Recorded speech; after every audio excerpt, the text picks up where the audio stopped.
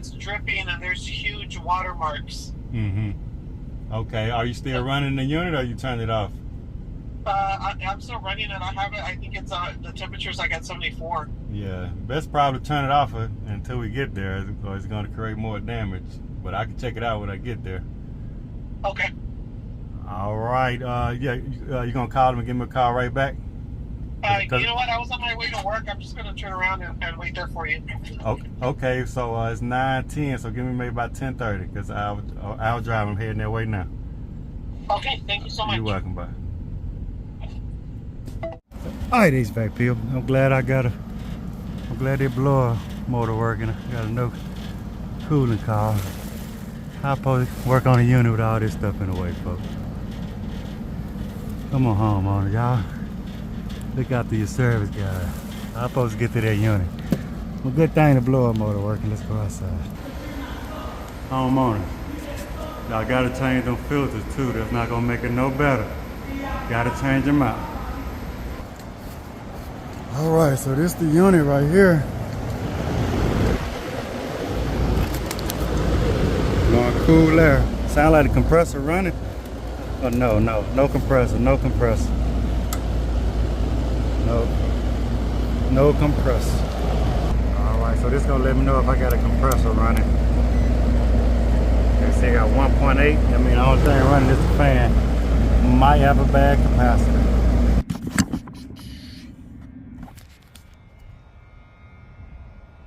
All right, so I'm gonna check this cat real quick. This is my comment right here. And this is the Herm. All right, see, I won. It should be a 45, so I'm gonna get that changed out. Now that I got this new capacitor on here, brown and white common, brown and red.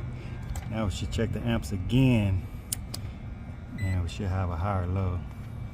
We might be able to hear that compressor from here. Yep, ready to click on. Check the amp now. You see, we went from 1 to 13 amps, so we're good to go. Cap and go. All right, homeowners, you can get these filters like I got. If you get the cheapest one at Walmart, get like a 4-pack, less than, for like $7 I paid for these 4-pack. $7 Walmart. Fix it. All right, got a leak right here, dripping down here. Trying to see where it's leaking from. Oh yeah, no. I see what happened now. Yeah, clean, if you can, clean up under the sink. Yeah, it stopped up. It's not draining. Yeah, and it's coming over the top of this pipe. This thing stopped up pretty good. Back and can't get it out.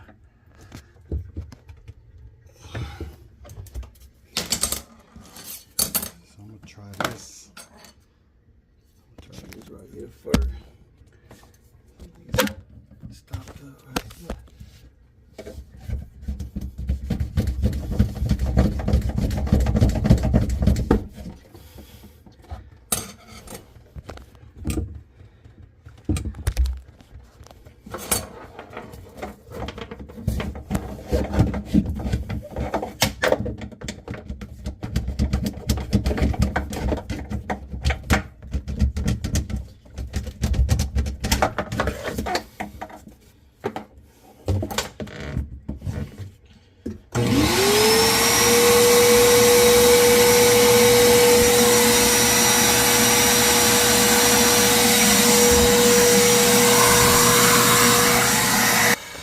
See this right here.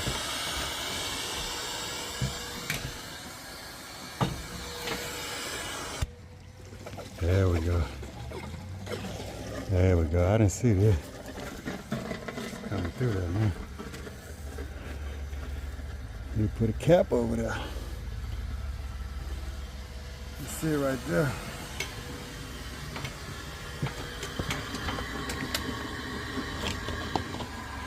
Somebody bypassed that flow switch, so it cut it off right here.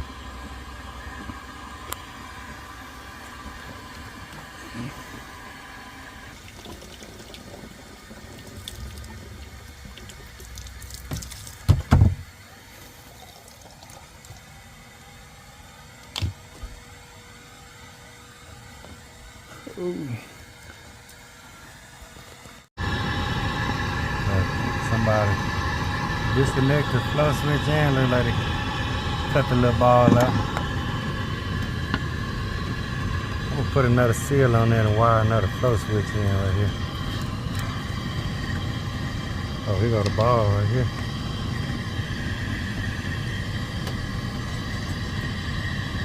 They bypassed that flow switch, installed a flow switch in that secondary pan. But there's no secondary, you know, a 90 or anything like that, or at least just take out that plug. But realistically, I don't have that flow switch. If that's drain pan overflow water or something like that, or the evaporator core freeze up, and it got to be a lot of ice. But other than that, that secondary flow switch in that pan would never trip. You know what I'm saying? True enough, that primary can back up. And then that's probably why you got a little water in that pan, but it ain't gonna probably be enough for it to trip that flow switch. So I got it draining now. It's draining pretty good out here.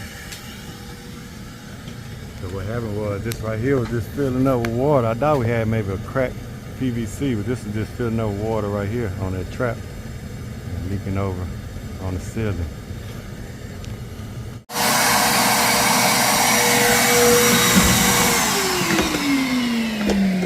There we drain it now. Yeah, filled up with water now. There we go. That's a lot of water I poured in there. Alright, people, let me get this wrapped up.